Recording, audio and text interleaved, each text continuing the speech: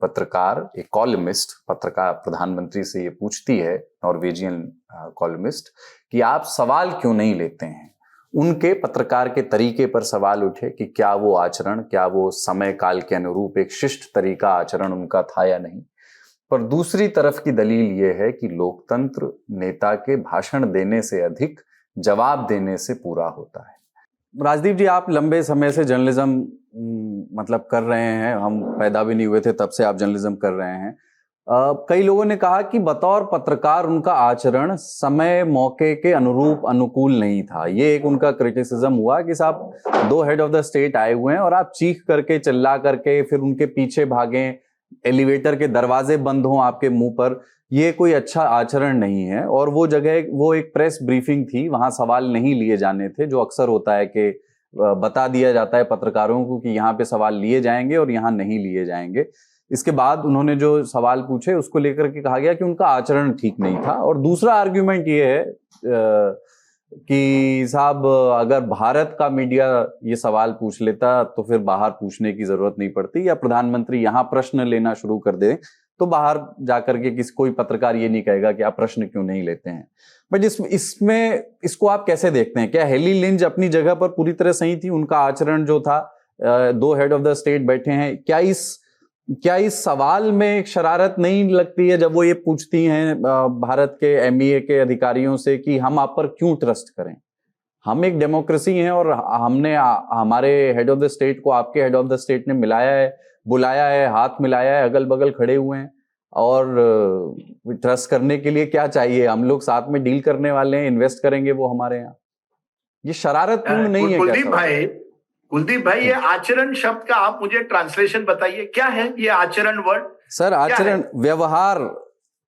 देखिए बॉस, इतने सालों में जब मैंने प्रेस कॉन्फ्रेंस कवर की है, कई जर्नलिस्टों ने ऐसे सवाल तीखे पूछे हैं जो आपको या मुझे लगे सही नहीं थे, लेकिन किसी ने तब नहीं मुझे कहा था ये आचरण खराब है। मैं आपको उदाहरण देता हूं, एक हमारी पुरानी सवाल की बात नहीं है, सवाल तो वो पूछ सकती हैं, लेकिन मैं ये कह रहा हूं कि प्रधानमंत्री जब जाने लगे उठ करके और तब खड़े होकर के ये कहना कि क्या दुनिया के सबसे फ्रीएस्ट प्रेस वाले देश के एक पत्रकार से आप सवाल नहीं लेंगे? वो जगह नहीं थी, वहां पर सवाल होने ही नहीं थे। बाद में उनको एमईए ने बुलाया वहां पर, और वहां पर भी उस सवाल में आप देखिए कि ये कहती हैं वो कि हम आप पर ट्रस्ट क्यों करें, आप ये बताइए। तो that's okay, what is the problem? उसमें दिक्कत क्या है आपको? मैं आपको उदाहरण दे रहा हूं, 2 उदाहरण। एक तो हमारी एक पुरानी पत्रकार हुआ करती थी, नीना व्यास, बीजेपी कवर करती थी। मुझे अभी भी याद है, जब अटल बिहारी वाजपेयी जी या अडवाणी जी उठते थे और प्रेस कॉन्फ्रेंस खत्म भी होती थी, तो नीना व्यास अपना हाथ उठाकर नहीं आपको मेरा सवाल लेना ही पड़ेगा। अटल जी और अडवाणी जी को कोई कभी नहीं कहा कि नीना व्यास आपका आचरण खराब है, क्योंकि उस जमाने में फ्री विलिंग प्रेस कॉन्फ्रेंस हुआ करती थी। किसी ने कभी नहीं कहा कि आप ये सवाल नहीं उठा सकते। हाँ, मैं आपको उदाहरण देता हूं, 92 में जब शरद पवार देश के रक्षा मंत्री थे और मैंने सवाल पूछा था कि आर्मी मुंबई क्यों नहीं जल्दी पहुंची है, क्योंकि वहां जब दंगे हुए थे, मुझे उस प्रेस कॉन्फ्रेंस से निकाला गया या कहा प्लीज लीव। लेकिन कभी भी उसके बाद उसी शरद पवार ने मुझे फोन करके कहा कि मैंने नहीं करना चाहिए था, आई एम सॉरी। आज वो भी नहीं होता है। मैं आपको और एक उदाहरण देता हूं, क्योंकि आप एक प्रेस ब्रीफिंग जो इंटरनेशनल लीडर्स के बीच में होती है, मैं वॉशिंगटन में था, वाजपेयी जी और जॉर्ज बुश मिले थे साथ साथ, और कहा गया 1 क्वेश्चन ईच, यानी एक सवाल भारत का पत्रकार पूछेगा, एक वहां का अमेरिकी का। उन्होंने 2 सवाल पूछे, मैंने वहां रोक दिया, नहीं उनके सवाल हो गए। मैंने कहा नहीं I also want to ask question, मैं भी पूछूंगा। और मैंने चिल्लाया और सवाल पूछा, उसका जवाब बुश साहब ने दिया भी, लेकिन एक अमेरिकी वहां है, this is not done in the white house press briefing. मैंने कहा नॉट डन का मतलब क्या है? मैं यहां आया हूं, इंडिया से आया हूं, मैं सवाल पूछना चाहता हूं। सवाल पूछना हमारा हक है, आप भले ही ना उसे आंसर ना करें, पर ये आचरण गलत है। या why did you ask this question कि don't you trust, why doesn't the world trust India? आप ये कह सकते हैं, आपका सवाल बिल्कुल बेबुनियाद है, ये आपका अधिकार है कि कहना कि I don't agree with your question, ये कैसा यूजलेस क्वेश्चन है, ये अगर आपको कहना है आप कह सकते हैं। पर ये कहना कि इसके पीछे कोई साजिश है, इसके पीछे कोई विदेशी हाथ है, और फिर आप लंबा हमें जो विदेशी अधिकारी है कहते हैं हमारे पास संविधान है, हमारे पास गांधी है, हमारे पास नेहरू है। अरे ये कोई ना जवाब हुआ ना कोई सवाल हुआ। लेकिन हर पत्रकार को अधिकार होता है जब आप प्रेस कॉन्फ्रेंस करते हैं अपना सवाल पूछना। अब आप कह रहे हैं नहीं प्रेस कॉन्फ्रेंस नहीं थी लेकिन प्रेस ब्रीफिंग थी। सवाल यह है बॉस की 12 साल प्रेस कॉन्फ्रेंस हुई नहीं है, ना प्रधानमंत्री लेते हैं, राहुल गांधी भी लेते हैं प्रेस कॉन्फ्रेंस, लेकिन इंटरव्यू जब देते हैं सॉफ्ट फोकस देते हैं। जब राजदीप सरदेसाई सोनिया गांधी को इंटरव्यू करते हैं वो कहते हैं no no no political question. जैसे मैंने कहा विजय तमिलनाडु के जो मुख्यमंत्री बने उन्होंने एक सवाल भी नहीं लिया पत्रकार का। कुछ हद तक हमारी विश्वसनीयता पर भी सवाल है, लेकिन जो हमारे नेता जिस तरह से बने हैं आज, उनको लगता है we don't need the media, हम सोशल मीडिया पर जाकर कुछ भी कह सकते हैं, वन वे कम्युनिकेशन। बट पत्रकार, why are you shooting the messenger? ये जो नॉर्वेजियन लेडी थी, she is only the messenger. अब वो किस तरह से सवाल पूछती है, ये इस पर आपको डिबेट करनी है करिए, पर इस पर क्यों नहीं डिबेट करते कि हमारे नेता प्रेस कॉन्फ्रेंस क्यों नहीं लेते, हमारे नेता कठोर सवाल क्यों नहीं पूछना चाहते, इस पर डिबेट क्यों नहीं होती? ये सर बातचीत अभी पहला प्रश्न है, इसी पर ही अब बातचीत होगी कि प्रधानमंत्री प्रेस कॉन्फ्रेंस क्यों नहीं करते, ये भी इस चर्चा में आएगा। पहला प्रश्न था सर इस चर्चा का, ये अभी आगे बढ़ेगी चर्चा। नहीं, प्रधानमंत्री वाली बात भी मैं करूंगा, ऐसी बात नहीं, मेरा कहना है इसको आचरण से आप मत जोड़िए। क्यों नहीं जोड़ सकते हैं? सारी संभावनाओं पर जब हम बात कर रहे हैं तो यहां से भी करना चाहिए कि उनका आखिरी ट्वीट कब था। वो जिस संस्थान में काम करती हैं वहां पर वो पत्रकार के रोल में है कि कॉलमिस्ट के रोल में है? ऐसा तो नहीं है कि इसके पीछे वो जिस संस्थान में काम करती हैं वो संस्थान खुद एक राजनीतिक रुझान रखने वाला ओपनली हुआ करता था। कुछ समय बाद उन्होंने कहा कि हम इससे डिसोसिएट करते हैं। इंडियन मीडिया में उनके इंटरव्यू हुए हैं और वो ठीक से भारत के बारे में बता नहीं पाई हैं। वो एक्चुअली जानती हैं भारत को कितना, भारत की पॉलिटिक्स को कितना फॉलो करती हैं। ये भी तो सवाल हैं जो उनसे पूछे जाने चाहिए। उनके सवाल का वेलकम है, पर general I believe as a principle पत्रकार को स्टोरी नहीं बनना चाहिए। पत्रकार खुद स्टोरी लिखते हैं, हम सवाल पूछते हैं। We should not become the story. अगर मैं आपकी बात से इतना इत्तेफाक रखता हूं कि मुझे नहीं लगता उसके बाद आपको इंटरव्यू देने की जरूरत है या अपने आप को, मैंने कहा ना हम कॉकरोच हैं, हम सिस्टम के कॉकरोच हैं, हम देखते हैं हमारे इर्द गिर्द क्या हो रहा है। क्या ये जो हुआ ये वायरल करने के मकसद से ही तो नहीं किया गया? क्योंकि जो डिमीनर था, जो बातचीत का तरीका था, जब उन्होंने अपने सवाल पूछे तो एक साथ 3 सवाल पूछे एमबीए के सामने और फिर ये कहा कि बाकियों को छोड़िए इस क्रम को, पहले मैं चाहती हूं स्ट्रेट अवे आप मेरा ही जवाब दें ताकि अभी बात हो जाए। वो जो एक डेकोरम है, ऐसा लगा कि उसको वो तोड़ने के ही मकसद से किया गया था। मैं उनके सवालों का सम्मान करता हूं और आपकी इस बात से सहमत होते हुए कह रहा हूं कि एक पत्रकार को कभी भी कहीं भी सवाल पूछना चाहिए। सर मैं वो बूढ़ा पत्रकार हूं जो अभी भी मेरी जो इमेज, मैं अपनी आपकी सेल्फ इमेज, आप उसे गलत कहिए सही कहिए, कि एंटी एस्टेब्लिशमेंट होना चाहिए पत्रकार। जो भी मैं किसी ऐसे डिबेट में ज्यादातर पत्रकार की तरफदारी करूंगा। मैं सिस्टम, मैं समझता हूं पत्रकार की जब पहली जवाबदेही सिस्टम से सवाल पूछना। अगर उसके बाद आप मुझे प्रमाण देकर दिखा पाए कि ये सिस्टम जो, ये पत्रकार जो है वो किसी बिजनेस हाउस या किसी से या किसी और से जुड़ा हुआ था, उन्होंने भारत को नीचा दिखाने की कोशिश की, तो मैं आपकी बात बिल्कुल सही। पर मुझे लगता है ऐसे सवालों का हम आसानी से जवाब दे सकते हैं जब हम उसको इतनी बड़ी एक कहानी बता देते हैं। जैसे मैंने कहा ना, पत्रकार को कहानी नहीं बनना चाहिए, ना ही हमें उन्हें बनाना चाहिए।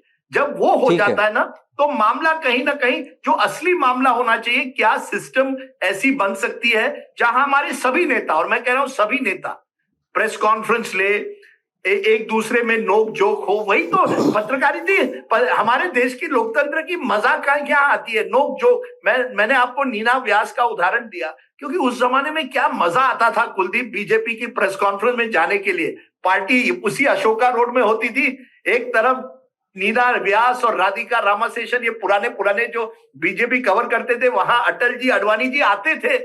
आप सोचिए, अटल जी कोई कम नेता नहीं थे, अडवाणी जी कोई कम नेता नहीं थे, आते थे सवाल, ऑल अनस्क्रिप्टेड। किसी ने हमें नहीं कहा ये सवाल, और किसी ने आपको ये नहीं कहा जब आप सवाल पूछते थे आप देशद्रोही हैं, हमारे दुश्मन हैं। इनफैक्ट अटल जी हमेशा चाय पहले नीना जी के साथ पीते थे। यही तो मजा था पत्रकारिता का। बाल ठाकरे के सामने जो मैं सवाल पूछता था बाल ठाकरे उसके बाद मुझे कहते थे राजदीप जी अब सवाल बहुत हो गए। पत्रकारों का प्रधानमंत्री के साथ चाय पीने का सुख चला गया। मैं बड़ा मतलब इस बात का बड़ा खेद है। मैं कह रहा हूं सर, पत्रकारों का प्रधानमंत्रियों के साथ चाय पीने का सुख चला गया। अरे उसमें सुख क्या है? देखिए आजकल यही तो मुसीबत है। वो बेचारे मनमोहन सिंह को दुनिया ने मौन मोहन सिंह कह दिया। जो मनमोहन सिंह ने एक बार लाइव प्रेस कॉन्फ्रेंस अपने पीएमओ पे की। आप सोचिए पीएमओ में लाइव प्रेस कॉन्फ्रेंस में और क्या क्या सवाल पूछे गए करप्शन पर। ये कभी मनमोहन सिंह ने ये नहीं कहा कि आप एंटी नेशनल है क्योंकि ये सवाल पूछ रहे हैं। ये एक तरह से एक माहौल हुआ करता था। ठीक है किसी ने सवाल पूछ लिया, टेढ़ा पूछ लिया, अच्छा सवाल नहीं था, ठीक है टेढ़ा भी हो पर सवाल तो सवाल है। लेकिन हिमांशु जी ये बात इसको लेकर के क्या चर्चा हुई कि सीबी जॉर्ज ने इस सवाल को हैंडल कैसे किया, जो भारत के विदेश मंत्रालय के अधिकारी हैं, उसको लेकर के कई लोग ये मानते हैं, कम्युनिकेशन जानने वाले लोग ये कह रहे हैं कि इस पर बेहतर आर्गुमेंट, एक भारत के सिविलाइजेशन पर जाकर के लेक्चर देने की आवश्यकता नहीं थी साहब।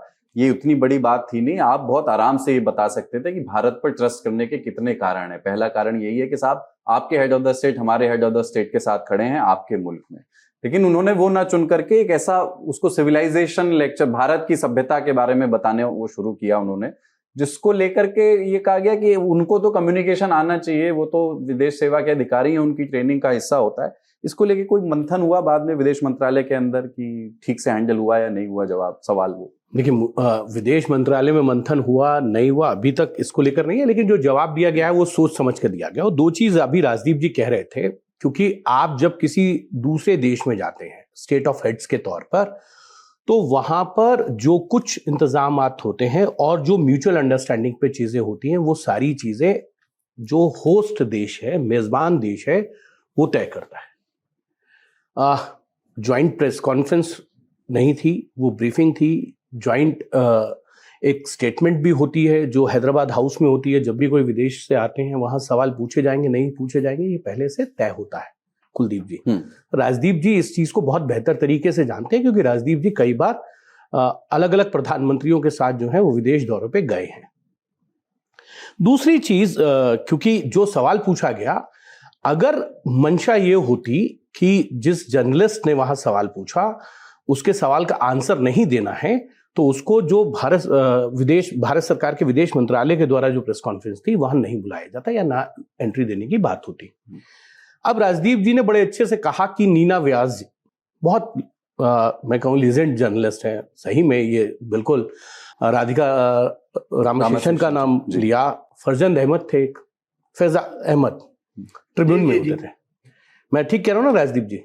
लेकिन आप जब सवाल पूछते, पुराने पत्रकार, हाँ मैं बिल्कुल सर, क्योंकि जब आप सवाल पूछते हैं तो वो आपकी स्टोरीज में रिफ्लेक्ट भी होना चाहिए। आप जब कोई चीज पूछ रहे हैं वो रिफ्लेक्ट होता दिखना चाहिए। और सवाल पूछना, अगर भारतीय जनता पार्टी या कांग्रेस कोई प्रेस कॉन्फ्रेंस कर रही है तो उसमें सवाल पूछना मेरा, आपका, हम सबका अधिकार है। लेकिन वो प्रेस कॉन्फ्रेंस बुलाई गई है, इशू ये है, आप पूछ सकते हैं, उसमें किसी से भी पूछना चाहिए। और दूसरा कि प्रधानमंत्री ने प्रेस कॉन्फ्रेंस की या नहीं की, ये जो चीजें हैं ना, अभी उन्होंने राहुल गांधी का दिया। मैं अगर कहूं कि राहुल गांधी जब जवाब देते हैं कई बार कह देते हैं कि ये तो बीजेपी का सवाल है, गलत, बिल्कुल गलत है। तो मैं वही बिल्कुल गलत, ऐसा नहीं कहना चाहिए। अरे मैं मानता हूं आपकी बात सर, मैं आपकी बिल्कुल आपके साथ हूं, आप चिंता नहीं करिए, मैं आप ही के साथ हूं। और आप इंटरव्यू दीजिए। और प्रेस कॉन्फ्रेंस अगर प्रधानमंत्री नहीं की तो कई इंटरव्यूज दिए होंगे इस चीज पे, मेरी और आपकी कई बार इसी मंच पे डिस्कशन हुआ है। इंटरव्यूज में आपको जो सवाल पूछना है आप पूछ सकते हैं, जो आप प्रेस कॉन्फ्रेंस में पूछेंगे वो इंटरव्यूज में पूछ सकते हैं। आपने भी प्रधानमंत्री सोनिया गांधी, राहुल गांधी या प्रधानमंत्री नरेंद्र मोदी का 2012 में इंटरव्यू किया है। तो मैं ये कह रहा हूं, अगर किसी को सवाल पूछने, अगर आपको इंटरव्यू मिल रहा है तो वो भी ठीक है। दूसरी चीज, आपने कहा मैं कॉकरोच हूं। अब क्योंकि कॉकरोच तो गर्म जगह पे भी है। मैं कॉकरोच जनता पार्टी की बात नहीं कर रहा हूं, मैं कॉकरोच एज पत्रकार कॉकरोच। अच्छा, मुझे लगा आपने उसको फॉलो कर लिया है। नहीं, मैंने हमेशा कहा है ये कॉकरोच जनता पार्टी होने के पहले मैंने कहा कि पत्रकार जो होता है कॉकरोच की तरह होता है। नहीं, लेकिन मेरा ये एक और चीज है कि आप जब आपने कहा कि मैं कॉकरोच हूं एज ए पत्रकार के तौर पे, लेकिन मुझे लगा आपने कहीं उसका फॉलो नहीं कर लिया हो। कई ऐसे नहीं मैंने फॉलो करता नहीं क्योंकि इस देश ने बहुत से आंदोलन देखे हैं राजनीतिक। उन राजनीतिक आंदोलन से निकली हुई जितनी पार्टियां हैं उनके हश्र भी हुए हैं, कई पनप गई हैं, कई खत्म हो गई। मैं प्रफुल्ल मानता से शुरू करूं या अरविंद केजरीवाल, जिस व्यक्ति ने ये कॉकरोच पे जाके हैंडल्स बनाए और वो कह रहे हैं कि वो सब चीजें नहीं हो पाई जो अरविंद केजरीवाल कह के आए थे। तो राजनीति में जब कोई इस तरीके के आंदोलन होते हैं तो उसके राजनीतिक फायदे होते हैं। चाहे वो आपने देखा हो हार्दिक शाह, वो कांग्रेस चले गए, हार्दिक पटेल वो कांग्रेस में चले गए। अल्पेश ठाकुर ने इतना बड़ा आंदोलन खड़ा किया, कांग्रेस से होते हुए फिर भारतीय जनता पार्टी में आ गए दोनों। तो कुछ लोग अपने अपने फायदे के लिए, राजनीतिक फायदे के लिए इस तरीके के आंदोलन खड़े करते रहे हैं। उसमें 2012 साल 14 साल पहले आप भी चले गए। आप भी चले गए मतलब क्योंकि आप उस वक्त एडिटर थे, ट्रैप में आए होंगे। आज आपने कहा कि भाई क्यों नहीं डिबेट हो रही है। आप खुद एंकर करते हैं सर कई शोज। करने चाहिए शोज, होने चाहिए नीट पे, होने चाहिए करप्शन पे, होने चाहिए भ्रष्टाचार, बेरोजगारी पे, सारे शोज होने चाहिए। सर मैं कुछ क्योंकि मुझे जाना, एक छोटी सी बात कहता हूँ, एक कहानी बताता हूँ। एक तो मैंने लल्लन टॉप पर पहले भी बताई है, नेता नगरी में, जो मैं हमेशा देखकर मैं समझा कहाँ आ गए हम। बात है 99 या करीब एंड ऑफ 90s की। एक हमारा प्रोग्राम अर्नब और मैं कर रहे थे 10 बजे न्यूज आर करके एनडीटीवी पर, और 8:55 करीब 8:30 बजे विजय कुमार मल्होत्रा, स्वर्गीय विजय कुमार मल्होत्रा ड्रॉप आउट हुए प्रोग्राम से। और हमें परेशानी थी कि कोई लास्ट मिनट कोई बीजेपी का गेस्ट नहीं मिलेगा। और मैंने तब भी कहा था एक गेस्ट तैयार थे, वो थे नरेंद्र मोदी जी। तुरंत आए लास्ट मिनट पर। उनको एक तरह से टैक्सी लेनी पड़ी या एक कहीं से गाड़ी कोई इंतजाम कर दिया और वो आ गए कि राजदीप मैं आ गया। सोचिए आप, वो तो लास्ट मिनट पर आ गए थे। तो मोदी जी ऑलवेज तैयार थे। मैं तो हमेशा कहता हूं मोदी जी उस टाइम पे उनसे बेटर कोई कम्युनिकेटर टीवी पे बहुत कम थे। तुरंत आते थे, अपनी बात रखते थे, पढ़ लिख कर आते थे। और वो प्रोग्राम मुझे याद है, मुझे अभी भी याद है कि 2002 में दंगों के बीच सर्किट हाउस में मैंने 3 बजे या 4 बजे उनके प्रेस कॉन्फ्रेंस के बाद उनका इंटरव्यू किया था। हमारी टेप बिगड़ गई और उस जमाने में टेप हुआ करते थे। मैंने उनको 10 बजे रात को फोन किया, मोदी जी हमारी टेप बिगड़ गई है, इंटरव्यू नहीं चल सकता है। उन्होंने मुझे घर पे बुलाया गांधीनगर में और वहां हमने दोबारा इंटरव्यू रिकॉर्ड किया। आप सोचिए क्या जमाना। उस जमाने में मोदी जी से बेहतर कोई नहीं जानता था टीवी की ताकत क्या है, किस तरह से अपने आप को पेश करना है, कम्युनिकेट करना है। तो मैं सोचता हूं आज की तारीख में वो क्यों नहीं होता। क्या है कि इतने बड़े प्रधानमंत्री, जो मुझे लगता है हर सवाल का जवाब उनके पास होगा, वो क्यों नहीं देते हैं। मैं अपने आप को कभी कभी ये सवाल पूछता हूं। मैं किसी को कटघरे में रखने के लिए नहीं पूछ रहा हूं। मैं तो ये हकीकत है, और ये हकीकत में और मुझे लगता है हम जो पत्रकार हैं, हम कोशिश नहीं करते कि कम से कम दबाव सिस्टम पर डाले कि हर नेता, बड़ा छोटा, आज मैंने तमिलनाडु का आपके सामने उदाहरण दिया है।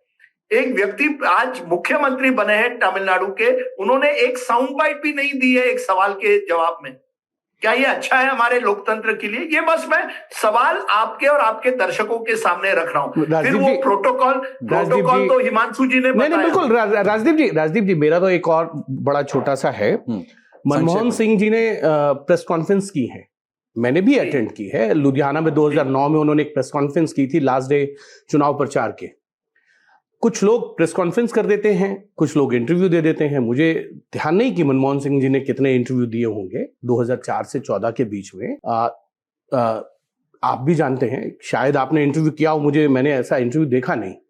अगर ऐसा है तो किया आप है। मुझे बता दीजिए। किया है, अच्छा है। नहीं, किए नहीं किए, मैं वही कह रहा हूं। तो ये सारी चीजें लोग अपने अपने हिसाब से तय करते हैं। जी, एक तो एक चीज आप कह रहे हैं कि आपको लगता है कि आज की तारीख नहीं, में प्रेस कॉन्फ्रेंस की जरूरत नहीं। मैंने ये नहीं कहा। मैंने ये कहा अगर आपको इंटरव्यू मिल रहा है एज ए पत्रकार, तो आप इंटरव्यू प्रेफर करेंगे, प्रेस कॉन्फ्रेंस प्रेफर नहीं करते, राजदीप सरदेसाई जी। जी बिल्कुल, तो ये सत्य है। नहीं, मैं मुझे दोनों अरे देखिए, सर एज ए पत्रकार सर अगर मुझे पत्रकार के तौर पे मुझे इंटरव्यू मिलेगा तो मैं इंटरव्यू प्रेफर करूंगा प्रेस कॉन्फ्रेंस के वनस्पत, क्योंकि प्रेस कॉन्फ्रेंस में मुझे ज्यादा से ज्यादा 1 और 2 सवाल पूछने का मौका मिलेगा।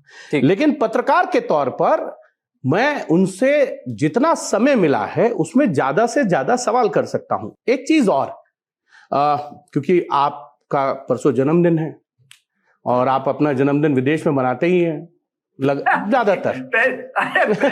बना रहा हूं। नहीं, आप विदेश में जाते हैं, विदेश में बर्थडे मनाते हैं। मैं मेरा बर्थडे हमेशा मुंबई में मनाता हूं। ये साल थोड़ा मैं ऐसा हो गया कि ये लेक्चर का डेट उस समय था, इसलिए। काश हमें भी लोग ऐसे प्रधानमंत्री ने अपील की थी तो राजदीप सर को तो विदेश जाना ही था। नहीं अपील की थी। और मैं इसमें आप देखिए, नहीं सर, मैं मजाक कर रहा हूँ। प्रधानमंत्री जी की अपील को के पहले उन्होंने पहले आई नो आप बता चुके दिया था, अब क्यों कैंसिल? नहीं, मैं मजाक कर रहा हूँ। लेकिन सर एक बात है, प्रधानमंत्री से मई 2024 में इंडिया टुडे से ही इंटरव्यू के दौरान ये पूछा गया कि आप प्रेस कॉन्फ्रेंस क्यों नहीं करते हैं। उनकी तमाम आलोचनाओं का एक आधार तो ये है, और मैं भी ये मानता हूं कि वो he is a great orator. उनके पास अच्छी भाषा, अच्छी स्किल है और मुश्किल सवालों से डील करने की भी स्किल है। वो लंबा टीवी का अनुभव है, लंबा प्रशासनिक अनुभव है, मुख्यमंत्री के बाद भी और अब प्रधानमंत्री इतना समय रहने के बाद भी। तो क्या ही दिक्कत होनी चाहिए press conference handle. Amit Shah press conference करते हैं और मुश्किल सवाल भी लेते हैं। उनसे ये पूछा गया तो उन्होंने जो जवाब दिया उसमें संभवतः कारण खोजने की कोशिश करनी चाहिए। उन्होंने कहा कि ज्यादातर समय मीडिया का इस्तेमाल सत्ता में बैठे लोग करते हैं, यह अब एक संस्कृति बन गई है। उन्हें लगता है कि आपको कुछ करने की जरूरत नहीं है, बस मीडिया का इस्तेमाल करिए और जो कहना है वो कह दीजिए, फिर वही पूरे देश में फैल जाएगा। मैं उस रास्ते नहीं चलना चाहता, मैं मेहनत करना चाहता हूं, गरीब लोगों के दरवाजे पहुंचना चाहता हूं। मैंने एक नई कार्य संस्कृति एक नया वर्क कल्चर शुरू किया है। अगर मीडिया को ये संस्कृति सही लगती है तो वह उसी तरह पेश कर सकता है, या ना भी करे तो उसकी मर्जी।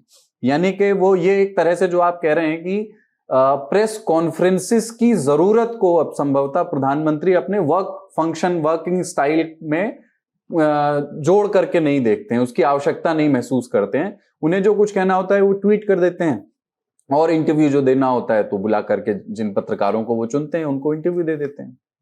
नहीं, इसमें ये हो गया है नैरेटिव कंट्रोल और एजेंडा सेटिंग।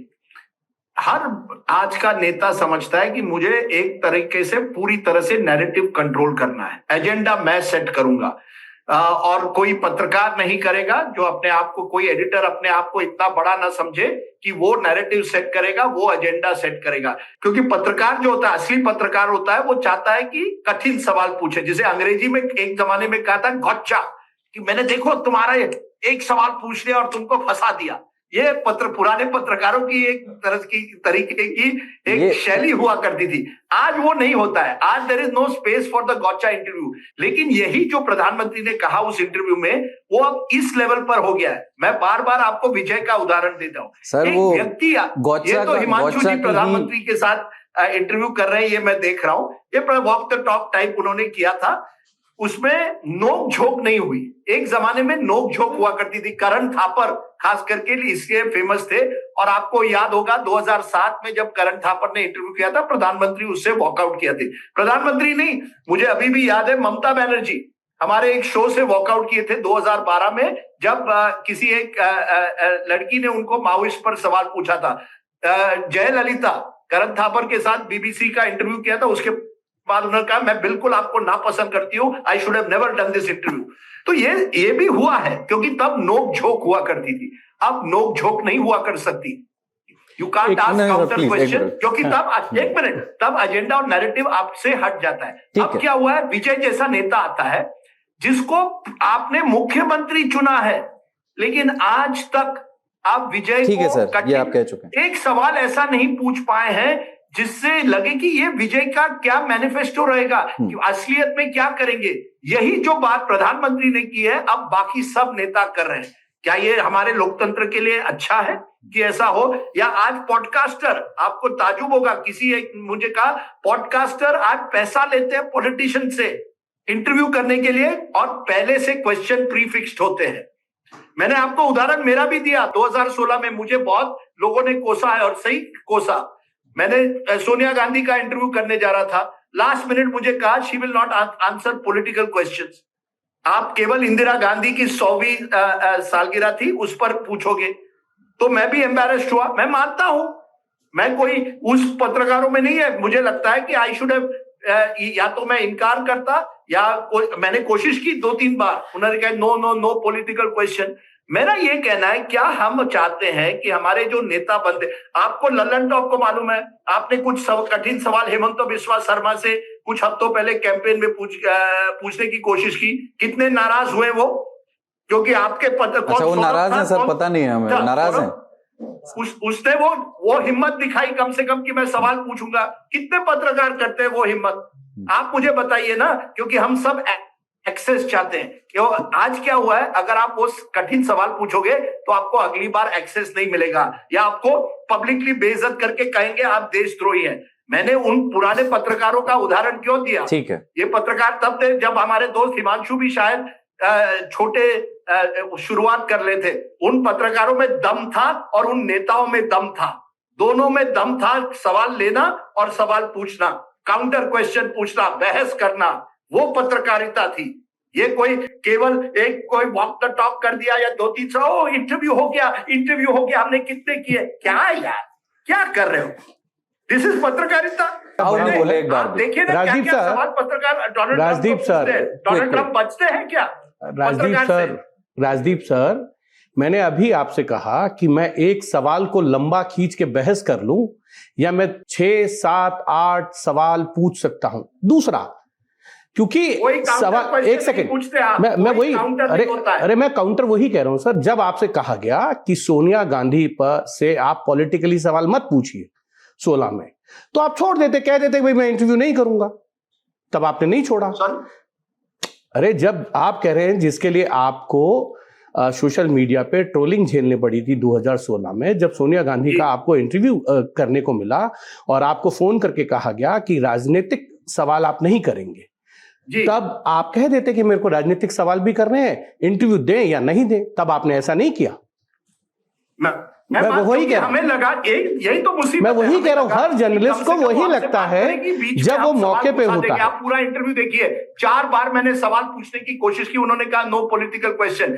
मैं आपको ये कोई मालूम है 2005 में मैंने सोनिया गांधी का इंटरव्यू किया, सब सवाल पूछे थे उनको। अरे मैं 16 की बात कर रहा था सर, जिसको आपने भी कहा। मिस्टर हिमांशु, मैं मेरे में ताकत है, जब मैंने गलती की है मैं कबूल करता हूं। मैं अब 61 साल का हूं, मुझे कोई किसी से डर नहीं। जब गलती हुई, गलती मानता हूं मैं कोई डर, इससे आप ये मत बनाइए ये तस्वीर। मैंने नहीं बनाया सर, आप बना रहे हैं सर, मैंने तो कुछ भी नहीं कहा। वो जमाना चला गया, अनफॉर्चुनेट चला गया वो जमाना, मान जाइए। आज पॉडकास्टर पैसा, आप मेरा सवाल देख लीजिएगा, मैंने प्राइम मिनिस्टर से बेरोजगारी पे, मैंने प्राइम मिनिस्टर से बेरोजगारी और महंगाई पे सवाल किया था। 25 लाख लिए जाते हैं, पीआर इंटरव्यू करने के लिए 25 लाख लिए जाते हैं। ये हाल हो गए हैं सर। मैंने प्राइम मिनिस्टर से बेरोजगारी और महंगाई पे भी सवाल किया। ठीक है, ताऊ इस विषय अभी तक इस डिबेट में कुछ नहीं बोले। ताऊ आपका हमने मेरा यह है कि पढ़ा, हाँ, राजदीप सर मुझसे बड़े हैं और पहले से पत्रकारिता कर रहे हैं। हमको इस बात को नहीं भूलना चाहिए कि समय बदल गया है। हमको लगता है कि पहले के पत्रकारों में दम था, पहले के प्रधानमंत्रियों में दम था। ऐसा था कि तब के प्रधानमंत्री पत्रकार प्रेस कॉन्फ्रेंस की कीमत अदा करते थे। उनको अपनी बात जनता तक पहुंचाने के लिए कुछ सवाल लेने पड़ते थे, तब वो माध्यम नहीं थे। अब जो है प्रधानमंत्री, पर्पस उस समय भी यही था, एक तरफा संवाद। वो नहीं चाहते थे कि तो 2 तरफा हो, लेकिन कीमत है, उसकी कॉस्ट है। प्रधानमंत्री ने, और जैसे राजदीप सर ने कहा अभी थोड़ी देर पहले, प्रधानमंत्री पहले जब मुख्यमंत्री थे तब प्रेस कॉन्फ्रेंस करते थे। प्रेस के साथ उनका बहुत पुराना गंभीर नाता रहा है। लेकिन एक चीज और आई है, सोशल मीडिया और वायरलिटी। तब एक प्राइम मिनिस्टर नोक झोंक बर्दाश्त कर लेता था प्रेस कॉन्फ्रेंस में, क्योंकि पता था क्या होगा मैक्सिमम। अगर कुछ बुरा हो जाएगा तो मैं कह दूंगा कि ये वाला मत दिखाना टीवी पर, ये वाला अखबार में मत छापना, और वो ऑफ द रिकॉर्ड चला जाता था।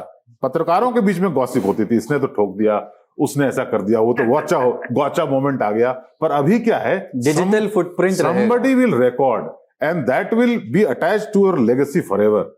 एक अनफॉर्चुनेट इंसिडेंट होने का चांस रहता है, ये आदमी इतना सतर्क है कि वो उस एक अनफॉर्चुनेट मोमेंट को, जो शायद नहीं हो, अवॉइड करने के लिए वो चाहते हैं कि नहीं एक तरफा ही रहेगा, मैं नहीं करता हूं प्रेस कॉन्फ्रेंस।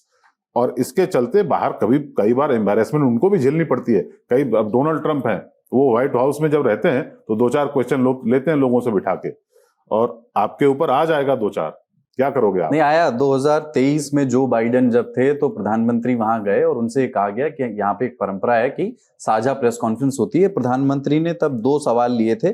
एक भारतीय जर्नलिस्ट ने जलवायु परिवर्तन को लेकर के सवाल पूछा था, और एक सवाल मानवाधिकार और लोकतंत्र के सवाल पर पूछा गया था। ये एग्रीमेंट होता है ना कि 2 मैं लूंगा, 2 आप लेंगे, मैं आपके देश का एक लूंगा, मैं अपने देश का एक लूंगा। ये सब जो है, पर ये एक तरह से कहिए कि it has served prime minister Modi very well. Manmohan Singh ने अपने लास्ट अंतिम दिनों में इसका केयर नहीं किया और उसका परिणाम उनको भुगतना पड़ा। तो ये नहीं चाहते हैं कि इस तरह की कोई दुर्घटना हो, दुर्घटना की संभावना रहती है। दूसरा क्या है, पत्रकारों में पहले क्या होता था कि वो जब नए प्रधानमंत्री बने थे उनको ये बात जरूर थी कि घूम फिर करके बात जो है 2014 में भी 2002 में चली जाएगी, 2016 में भी 2002 में चली जाएगी।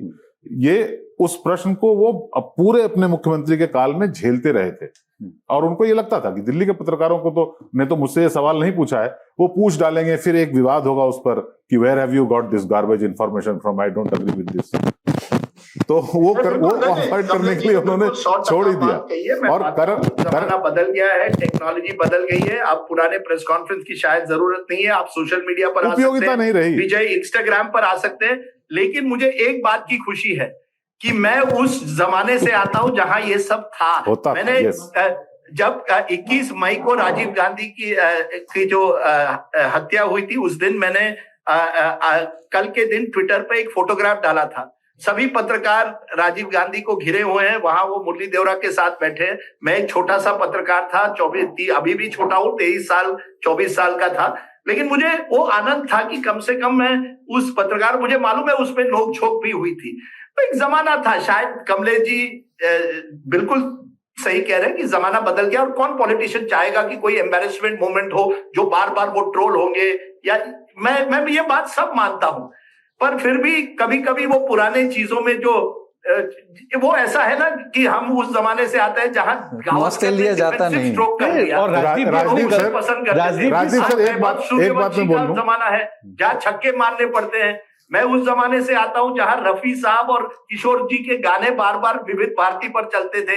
आप कोई नया गायक आ गया कोई टीवी प्रोग्राम पर, एक बार आपने उनका, पर ये इससे मैं जुड़ा हुआ एक बात मुझे इत्तेफाक है, एक बात मुझे अच्छी नहीं लगती जो कमलेश जी और हिमांशु इसका जवाब दे।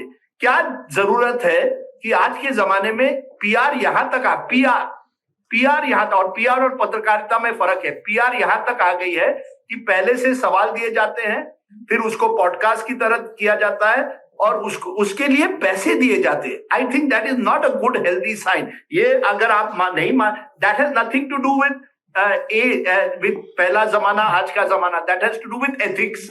कोई तो एथिक्स होने चाहिए। किसी पत्रकार को ये नहीं करना चाहिए, शर्म से डूब मरना चाहिए। इंटरव्यू की तरह ले रहे हैं तो कम से कम वो व्यूअर या दर्शक को पता होना चाहिए या नहीं, ये बात आप मुझे बताइए। This has nothing to do with technology, this has to do with following ethics, following standards, and हमारी विश्वसनीयता इसीलिए कमजोर हो गई है, ये मुझे लगता है। सर मैं एक बात जोड़ देना चाहता हूं, प्रधानमंत्री के साथ उनके विमान में विदेश यात्रा करने का आनंद मुझे मिला है, और मुझे बहुत दुख है, आप ही की तरह मैं भी दुखी हूं, वो कभी भी कुलदीप को नहीं मिलेगा।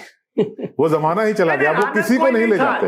ये और एक नहीं सर, मुझे भी नहीं मिला। गलत प्रचार। दूरदर्शन और सरकार जो उस ट्रिप्स पर जाते थे उनको पहली बात तो है कि yes they would go on the PM's flight, That's जहां it. वो जो सीटें थी, नहीं तो वही टैक्स पेयर्स के पैसे में फ्लाइट तो जा रही थी, तो people were taken, but it was not some junket, please understand. नहीं, मैं जंकेट की बात नहीं कर रहा हूं, मैं कह रहा हूं दैट प्रिविलेज। ये जो आप लोग ये गलत प्रचार मत कीजिए, ये गलत प्रचार कर रहे हैं कमलेश जी की वो कोई जंकेट था। जंकेट नहीं कह रहा हूं मैं, जंकेट नहीं कह रहे, जंकेट नहीं कह रहा हूं, मैं कह रहा हूं प्रिविलेज। अगर आप जाते हैं आज तो उस विमान में वही प्रधानमंत्री और मे भी दूरदर्शन और ANI, इसके अलावा किसी को सफर करने की इजाजत नहीं होती, उनका अपना अमला होता है। पहले जो खाली सीटें होती थी उनमें पत्रकार बैठ जाते थे, सबका पैसा बचता था, सरकार का भी पैसा बच जाता था। मैं तो ऑस्टेरिटी की बात कर रहा हूं। छत्तीसगढ़ के किसी छोटे अखबार के पत्रकार को मौका मिलता है प्रधानमंत्री के जाने के साथ जाने के लिए, उसमें दिक्कत क्या है? What is the problem there? If it was not as if, हाँ, कुछ पत्रकारों ने उसका गलत फायदा उठाया, उसके जंकेट समझा, पर कई पत्रकार जाते थे ताकि वो एक तरह से समझे कि क्या किस तरह की foreign policy, you got an opportunity to meet people. एक प्रेस कॉन्फ्रेंस तो विमान में हो जाती थी। हर राज्य के, हर भाषा के रीजनल पत्रकारों को मौका मिलता था। आज तो वो बिल्कुल नहीं मिलता है। मैं देखिए, अरे सर, मैं भी हिंदी पत्रकार के रूप में गया था एक छोटे शहर से, कि कभी कभी लगता है कि कहाँ मेरे पुराने दोस्त मोदी जी थे जो एक दिन में 2 इंटरव्यू दे गए मुझे, एक दिन में 2 इंटरव्यू या 1 घंटे में की नोटिस पर आ गए। As I said, he was a fantastic communicator, और मैं चाहता हूं कि आज की भी जनरेशन, कमलेश जी, कुलदीप जी भी वो देखें कि you see, I think not having why is Donald Trump, आप कह रहे हैं ना कमलेश, जमाना बदल गया है, why is Donald Trump doing so many press conferences? Why does he do it? Because he knows how to do it. He is not afraid of embarrassment. You know that he is Teflon coated. He can say things that are horrible. PM Modi can't afford to do that. Sir ये तो आप भी जानते हो। चलिए, छोटा सा कुलदीप भाई, America press is more demanding. वहां की मीडिया अगर आप नहीं दे तो वो चीखने चिल्लाने लगेगी, हिमांशु जी की तरह स्माइल नहीं करेगी। नहीं, मेरा एक सवाल है सर, छोटा सा, आप क्योंकि बहुत लंबे समय से हैं, हम तो आपको देख के बड़े हुए, मैं हमेशा ही कहता हूं, मेरा एक सवाल है, आपने कहा एक दिन में मोदी जी ने आपको 2 इंटरव्यू दिए, ये सही है, अभी आपने कहा। यस। क्या आज राजदीप सरदेसाई जी प्रेस कॉन्फ्रेंस चाहते हैं प्रधानमंत्री नरेंद्र मोदी की, या खुद इंटरव्यू करना चाहते हैं? ओहो, मुझे लगता है गुड क्वेश्चन।